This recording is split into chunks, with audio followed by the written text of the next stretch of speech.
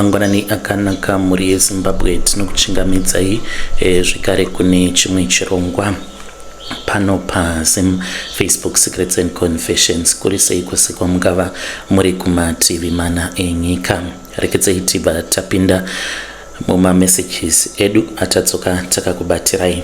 Message edu yekutanga yakamira sekudai so: hanzi makadi zvenyu mukoma, ndinokumbirawo kuti munge muchindiposterawo nyaya yangu makaviko uchitupa changu. Isusuwo tava almost 12 years tigere muno muCanada.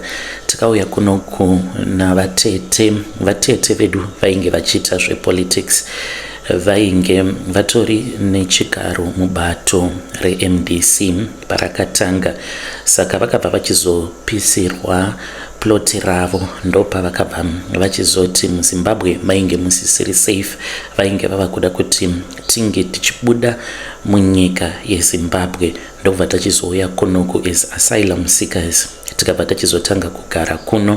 Kubva zvatakauya kunoku mukomanashi hatisati takambodzokera kuZimbabwe zvekare. Nyaya yazondiunza pano mukomanashi after vatete vashaika. Vatete ava ivo vaita sekunge kupurazi kwavo kwainge kuine zvainge zviriko. Saka nekuda kwekuti kana uri an asylum seeker unenge wava kusatendedzwa kuti unge uchidzokera kunyika kwako, otherwise your asylum status will be revoked, nekuti vanenge vava kuti you are no longer in danger of what you ran away from. Saka tainge tisingakwanisi kuti tinge tichidzokera kumusha, nazvino hatikwanisi kuti tinge tichidzokera kuZimbabwe. Saka vatete vaigara vachingochema. Ipapo pavakatanga kurwara, vatete vakangobuda kachironda pachikunwe. Vaiti vakakakwenya kachironda ikako raitowedzera kutoita ronda rakakura. Saka kunyangwe vaiti kana vakaiswa mabhandeji vaitobvisa mabhandeji iwavo vototanga kukwenya. Kunyangwe mukavaudza kuti musakwenya chironda ichi chinoramba chichingokura, asi ivo vaiti vainge vachinzwa kuvaviwa zvisingaite, zvekuti kunyangwe vakapiwa maantibiotics hapana kana zvazvaimbobatsira, nekuti vainzwa kuvaviwa mukati. Vaingoti kana vakakwenya zvishoma vobva vatotora bhefu vobva vati ndinenge ndava nani, but after that vaitanga kuzobuda hurwa, chironda chiya choramba chichingodzika. Izvi zvakaitika kwemakore akati wandei vachingorwara. Kudzamara vachizobviswa chigunwe chekutanga, vakazobviswa zvigunwe zvose nekuti chironda ichi chakangoramba chichingodzika. Kudzamara vazotobviswa ruri ruoko rwavo, nekuti vainge vachinzi vainge vaine kensa yeparuoko. Saka vatete ivo vainge vachiti kana ndikangokwanisa kudzokera kumusha handifi, nekuti vainge vachiti papurazi pavo ipapo painge paine guva rainge riripo. Vanoti murume wavo ainge akamboshandirwa neumwe murume uyo ainge achibva kuMozambique. Nyaya iyi vakazototiudza mushure mekunge tauya kunoku kumhiri kwemakungwa. Vakati vainge vaine umwe murume uyo ainge ari wekuMozambique ainge achivashandira. Saka murume uyo ainge achivashandira hanzi akazofa, ainge ari mudhara wechikuru. Akati afa kudaro havana kana hama yake yavainge vachiziva, ende vainge vasingazivi kuti voita sei naye, vomuviga kupi. Ndokubva vachizosarudza kuti vange vachizomuviga papurazi pavo ipapo. Takatovabvunzawo kuti asi nhaye zvamakaita munoona sekunge zvinoita here kuti munganzi mungaviga munhu papurazi penyu muri mega? Vakati nekuda kwekuti tainge tiine vamwe vashandi vedu vekuMozambique vakangoita chivanhu chavo. Mushure mekunge vaita chivanhu chavo ndokubva tachizoviga mufi. Saka guva iri vainge vachiti riripo papurazi pavo. Saka vainge vachiti kana ndikangokwanisa kuenda kumusha, ndikangokwanisa kungonotora ivhu repaguva pake murume iyeye ndikageza naro, kensa iyi inopera. Havana kukwanisa kuti vange vachitiudza kuti yaizopedzwa nei kensa iyoyo, kuti ingangopedzwa nevhu repaguva here. Vakazosvika pakufa, ende pavakazofa vatete vainge vava kurohwa nezvinhu zvatainge tisingakwanisi kuona. Izvi ndo zvezvimwe izvo zvakaitika vatete vasati vashayika. After vatete vashayika, mwana wangu musikana mukoma handizivi kuti ramangwana rake richazova riri ramangwana rakaita sei, nekuda kwekuti mwana wangu iye ane zvinhu zvaanorota usiku. Dzimwe nguva ndinokwanisa kuti kana ndikamuka paya mwana wangu ndinomuona anenge achitaura ari ega.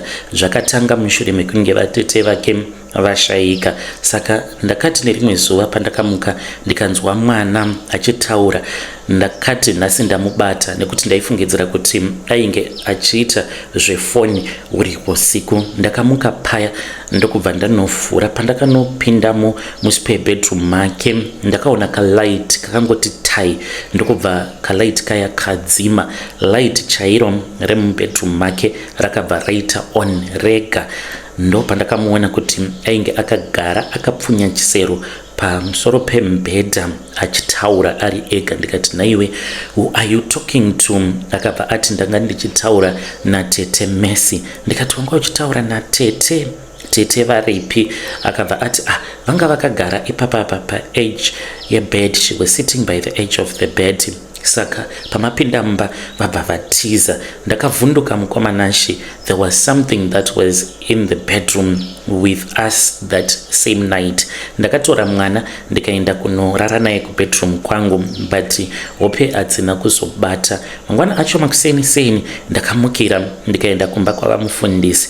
Vakanamatira mwana vakati we were supposed to do deliverance pamwana. Mushure mekunge vamunamatira, nothing really changed. Zvakangoramba zvichingowedzera kuita worse until this very day. Mwana wangu mukoma anoita sekunge anorwara nepfungwa. Handichazivi kuti ndoita zvekuita sei. Chinonyanya kundidzimba moyo ndechekuti mwana uyu kana kuchikoro chaiko haachaendi, nekuti kuchikoro kwacho kana akaenda anenge achivhundutsira vamwe vake kuchikoro ikoko, nekuti anenge achivaudza kuti tete vake the ghost is with her in the classroom. Saka akabva achizonzi anodisturba vamwe vana mentally, they will be traumatized. Saka nesuwo titori traumatized nekuti anokwanisa kungokaruka ati what are you saying auntie, otosimuka achimhanya.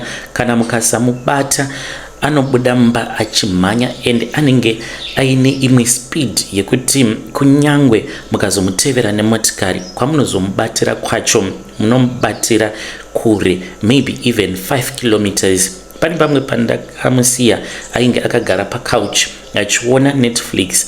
Ndainge ndichigeza mukoma. Ndiri pakati pekugeza ndikangoti 3 minutes in when I was bathing, hana yangu yakangorova. Ndikati mwana wandasiya ari ega, but ndakazvishingisa ndikati sezvo makey ndainge ndiinawo, because when we are indoors ndinokiya madoor ose, even mawindow tatova nemalocks pamawindow so that asakwanisa kubuda. Saka sezvo ndainge ndiine makeys mubathroom, I told myself kuti hapana kwaainge achazoenda. Pa 3 minutes idzodzo pandakabuda ndikanzwa TV yadzimwa, ndakafamba ndikaenda kulounge. Ndokubva ndachizoona kuti ainge asimo, door rainge rakavhurika. Ndo pandakabuda panze mukoma ndikatora motikari yangu, then I started driving. I was crying by then. Guess what mukoma, but 3 minutes idzodzo ndakazomubata 10 kilometers from our house achifamba ari mumain road. Pandakamubata ndakamubvunza kuti wanga uri kuenda kupi? Akati ndanga ndiri kuperekedza tete, tanga tichienda kunoona shamwari yavo. This was a friend of auntie. She stays more than 50 kilometers from where we are staying. So andizeri kuti mwana uyo ainge achida kufamba for 50 kilometers here. Pa 3 minutes idzodzo akafamba almost 10 kilometers ndichizonomubata nemotikari. So I am a traumatized person, and dambudziko randava naro nderekuti kunamata kwacho handichakwanisi kunamata. Handizivi kana pano paine vanokwanisa kundipawo simba rekuti ndikwanise kuramba ndichinamata because ndava kutoita zvekunwa doro nekuda kwetrauma iyo yandiri kuexperience day in day out when my daughter shouts on top of her voice achiti ari kuona chipoko chavatete vake. Hey vedare, ndo message iyo yandakatumidzirwa ichibva kuna vanzvadzi vedu avo vari kuti vari kuCanada. Ngatizamei kuti tinge tichitaura navo vanzvadzi vedu ava mucomment section. Zvakangooma hazvo vedu, where strange things indeed they do happen in this world. Hanzi handisisina simba rekuti ndirambe ndichinamata, handisivi kuti ndingabatsirika nawo sei. Ngatizamei kuti tinge tichitaura navo vanzvadzi vedu ava mucomment section. Hanzi I am going through a lot. Mwana wangu ari kunditraumatiza day in day out, anenge achinditraumatiza, anenge achiti ari kuona chipoko chavatete vake. Vatete ava ivo vanorakidza kuti vainge vari munhu ainge akaromba chete, because why is it vainge vachida kugeza nevhu repaguva pemunhu uyo wavakaviga mupurazi mavo wavainge vasina ukama naye. Hamene kuti munozvionawo sei muri yeZimbabwe. Rekedzai tipa taenda panyedu inotevera. Nyedu inotevera yakamira sekudai. So hanzi mukoma makadii zvenyu, ndinokumbirawo kuti munge muchindiposterawo nyaya yanguwo makaviga chitupa changu. Ndinoda kureururawo kuti ndiri muprofita, asi ndiri muprofita hangu wefake. Ndigere muno munyika yeSouth Africa, ndigere ndichangoti muno muPretoria kuitira kuti ndisazozvikanganisira business rangu, because ndinotozviona sekunge ndiri munhu atori pabusiness kutaura kudai. So saka kana muchikwanisa tinokwanisa kubatsirana. Ndinotoda makastoma zvekutodaro, but chandiunza pano dzimwe nguva moyo unorwadza nekuda kwezvinhu zvandinoita. Saka kubva ndichiri kuZimbabwe chigemu ichi tainge takagara takachimaster nechekare. Kana ukangoona panenge patongobvuta moto uri mumatare, uri mun'anga mumatare kana kuti kumaprofita, ziva kutoti hapana chichafamba. Ndakadzidziswa zvinhu izvi neimwe friend yangu uyo ainge achigara kuMbare. Saka iye ainge ari bishop, ainge aine sangano rainge rakakura kwazvo, vainge vachitombopindira padhuze nepaZBC paya. Saka akazondiudza kuti chigemu chake ainge akachimaster sei mushure mekunge atenga Ford Ranger. Padzakatanga kupinda maFord Ranger, akatengerwa Ford Ranger nevamwe amai vekuUK mushure mekunge vauya kuzobetserwa naye. Saka akavarovera feja iyoyo. Saka akati vauya ndopa akabva achizopinda navo mudare, then ndokubva achizozanganisa. Pane mamwe methods ekuti kana ukazanganisa zvinhu zvakasiyana siyana panotopfuta moto. Ndo pavakabva vachizoshamisika nezvainge zvaitika nekuda kwekuti kwavo kumba kuUK ikoko vaipota vachiona moto waibvira.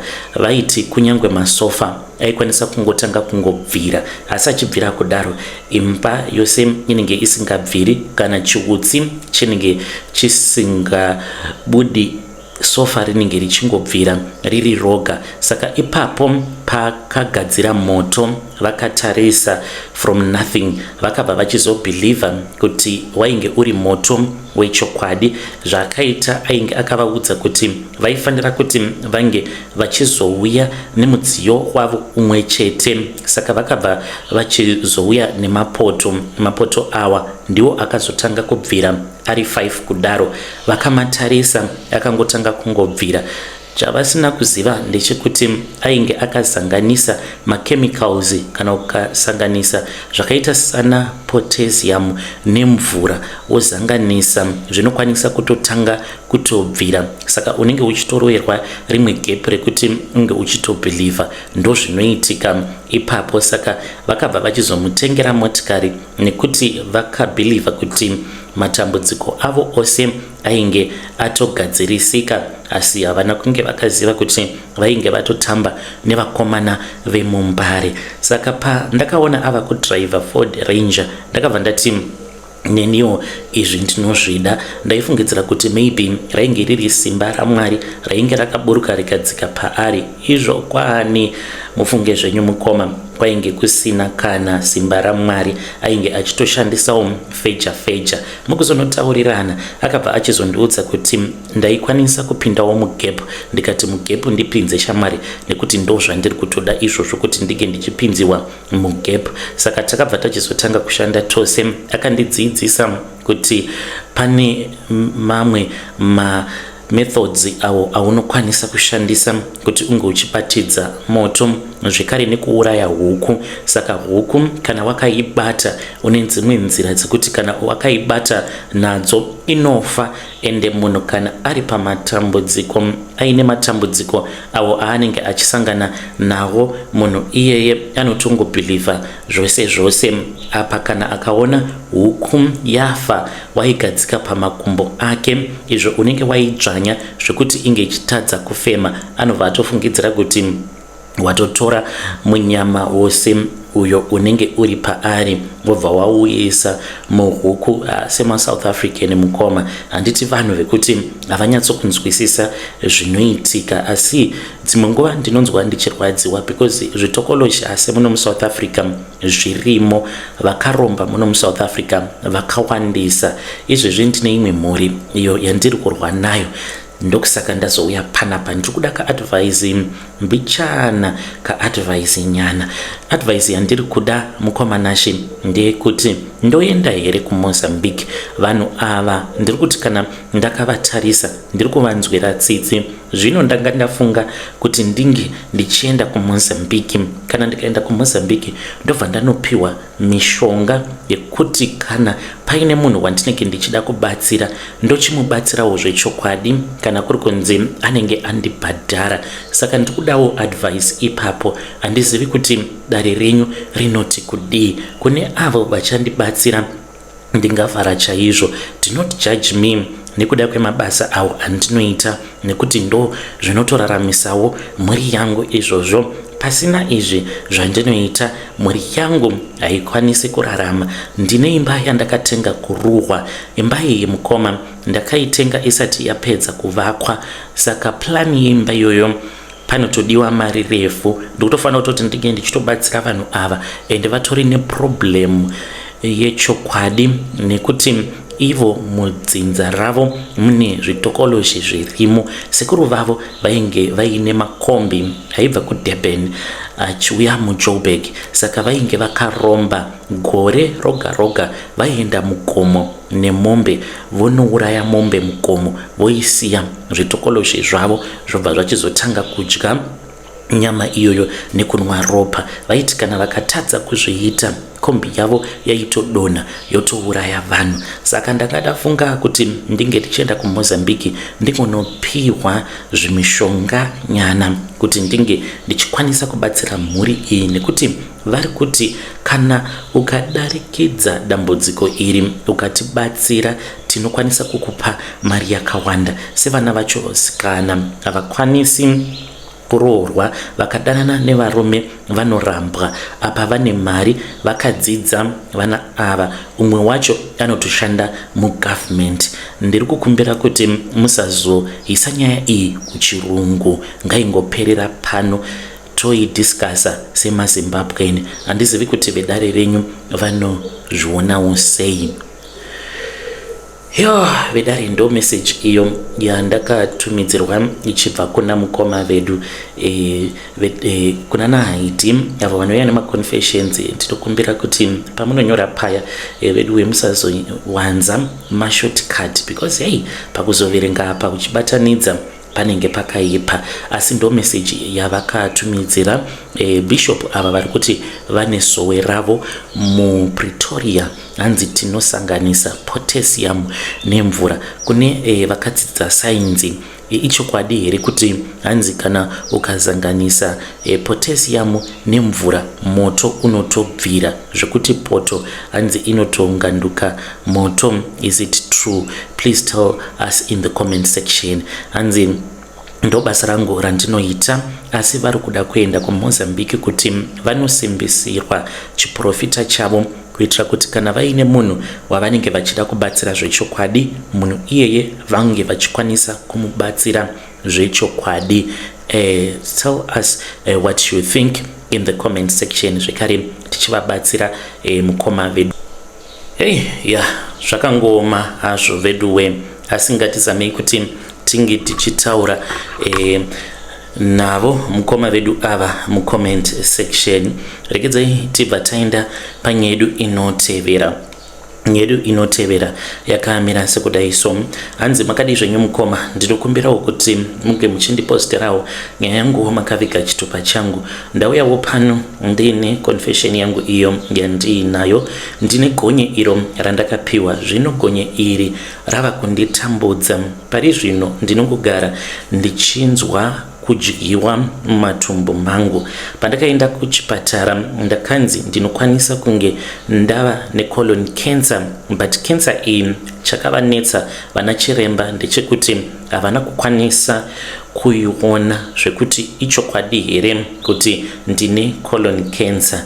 Saka chandikunza pano ndiri kutsvakawo vanhu vane ruzivo panhau dzekuti kana uine mishonga yako iyo yaunenge wakabata, kana wava kusazvida zvinhu izvi unozvifambisa sei pachivanhu, nekuti ndanzwa nekungodyirwa mari nen'anga dzimwe dzamunotoziva.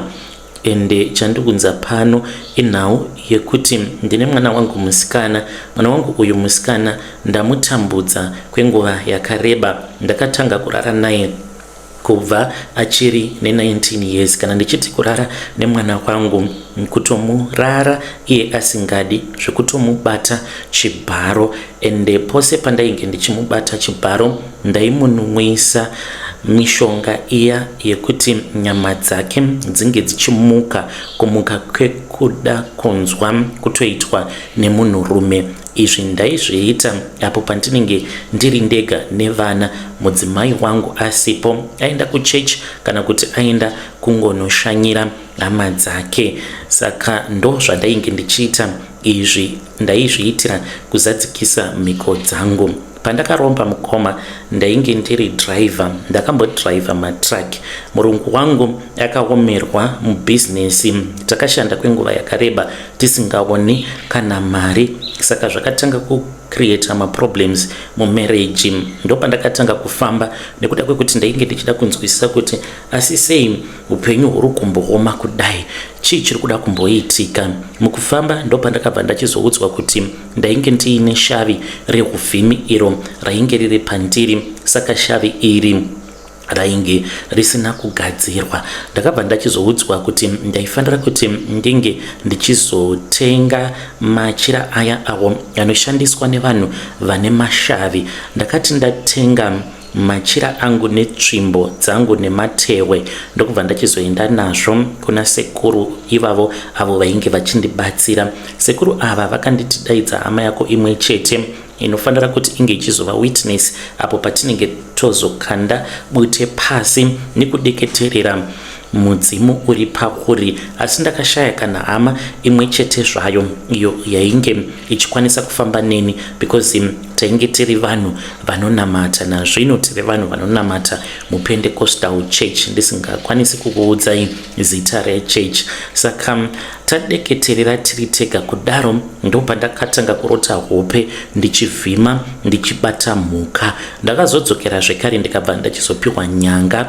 Nyanga iyi yandakapiwa ndakanzi ndo rainge riri gona rangu, sezvo ndainge ndisina munhu weukama ainge akakwanisa kuva witness apo pakunodeketerwa kwemudzimu. Hanzi mudzimu wainge wakatsamwa. Ndakabva ndachizopiwa gonye iro randakanzi gonye iri richange richizogara mukati menyanga. Handina kunge ndakaziva kuti gonye randainge ndapiwa chainge chitori chikwambo chainge chichazoda ropa nekufamba kwenguva. Saka mukati menyanga maigara muine mafuta andainge ndisingazivi kuti ari kubva kupi mafuta awa. Sekuru avo vakandibatsira, vakazotanga kurwara. Vakarwara zvainge zviri very serious zvekuti vakatombonogara kuZambia vachibetserwa neimwe n'anga. Pavakaona kuti vainge vasiri kupora, ndakashamisika pandakanzwa zvichinzi vakazoenda kune imwe church name hidden vakanonamatirwa nevamwe pastor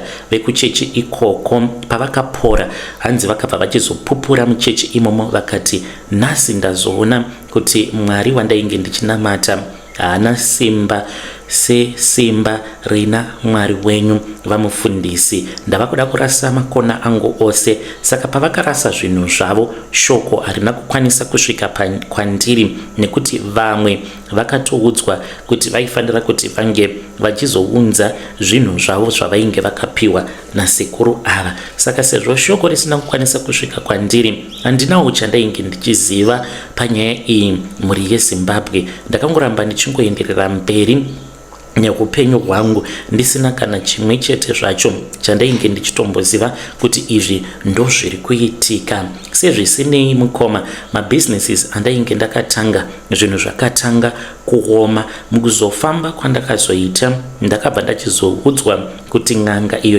yainge yakandibatsira yainge yakatendeuka. Saka n'anga inenge yakakubatsira kana ikatanga kunamata, zvinhu zviya zvinopanduka automatically nekuti zvinenge zvakabatwa nedare ren'anga iyo inenge yakakubatsira. Ndikabva ndachizoenda kumba kwavo ndikati, hako sekuru, ko muri kumbozvifambisa sei? Ndakatosvika vasipo vachinzi vainge vakaenda kugomo kunonamata nevamwe. Ndakaseka mukomanashi, ndakazviseka apa ndainge ndichichema because gonye rainge rondiudza kuti rainge richida ropa, rainge rava kuda kuti ndike ndichichekeresa amai vangu. Saka ndainge ndozviseka ndichiti, saka ndichaita sei kana kuri kunzi munhu akandirombesa kana iye ava kunamata? Ndakachema mukomanashi.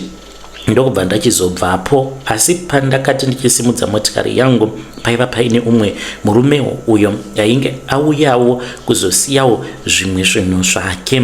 Saka takazotanga kuwirirana. Akabva achizondiudza kuti hwedza ainge akanzwa kuti kwainge kuine imwe n'anga iyo yainge iriko. N'anga iyi yainge echibatsira, ainge akaudzwa kuti aikwanisa kunorasawo zvinhu zvake. Takabva tachizoenda tose kuhwedza kuya. Taenda kuhwedza, takasvikako tikabetserwa. Ndopandakabva ndachizopiwa dzimwe mhiko itsva. Ndikabva ndanzi ndainge ndichifanira kuti ndinge ndichirara nemwana wangu kana kuri kunzi ndainge ndisingadi kuti amai vangu vange vachizofa. Zuva randakatanga kurara nemwana wangu mukoma, mudzimai wangu akati abuda, ndakaenda kufamasi. Ndikabva ndavaudza kuti nemudzimai wangu tainge tichida kuenda kuhoneymoon timbonatsokunakirwa nemarriage yedu. Ndainge ndichida mapiritsi ekuti semukadzi kana akanwa mapiritsi iwawo ropa rake rinodziya rotanga kumhanya zvekuti anenge ava kuda bonde zvisina mwero. Ndokubva ndachizotengawo mapiritsi echirume asi ina handina kumanwa. Ndakabva ndachizonwisa mwana wangu mapiritsi.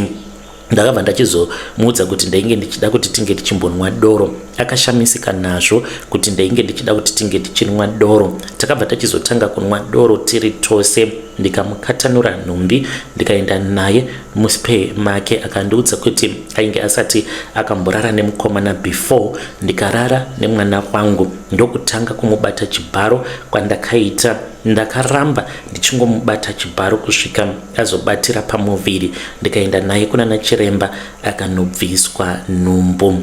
Nawo mukoma, gonye iri rava kundishungurudza zvekare. Rava kuda kuti ndinge ndichitanga kubata mwana wangu chibharo zvekare. Zvino mwana wangu pose padainge ndichimubata chibharo, ndaimubata chibharo achichema. Zvinova zviri zvinhu zvaindishungurudza, asi chekuita painge pasina. Ndikudawo maadvices kubva kune vedare renyu. Kana variko vanokwanisa kugamuchira urombwa hwangu, kana variko munokwanisa kutora mafoni numbers avo ndozotaura navo. Ndakasununguka kutravela from where I am to go anywhere, kana kuri kunzi vanenge vari muZimbabwe. Hey, vedare ndo message iyo yandakatumidzirwa ichibva kuna mukoma vedu. Ngatizamei kuti tinge tichitaura navo mukoma vedu ava mucomment section.